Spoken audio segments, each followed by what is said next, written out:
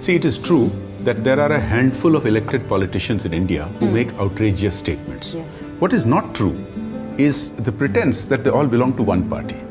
I don't want to embarrass anybody. There are elected politicians of several parties cutting across the political statements who have made outrageous statements, and their party high commands have had difficulties reining them in because that's the nature of democracy. But they are in government, so they are more noticed. You may be right about that.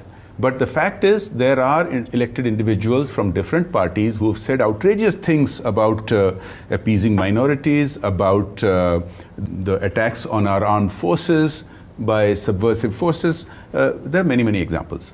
Now that brings us to the issue of, you've been talking about Hindutva, and the social narrative that you're talking about rests on the premise that the only thing worth discussing today is an alleged danger to the constitution because of Hindutva. Let me tell you something.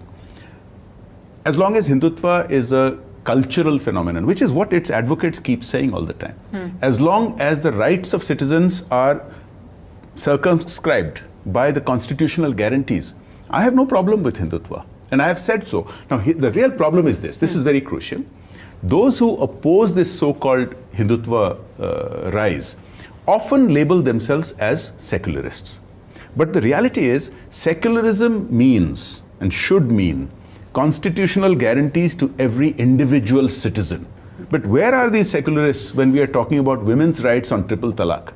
And why do secularists, so-called secularists, make an issue out of the NRC because of the impact it may have on some people of some religions, whereas the NRC has been implemented by parties across the political spectrum, started by Congress and now being implemented by BJP.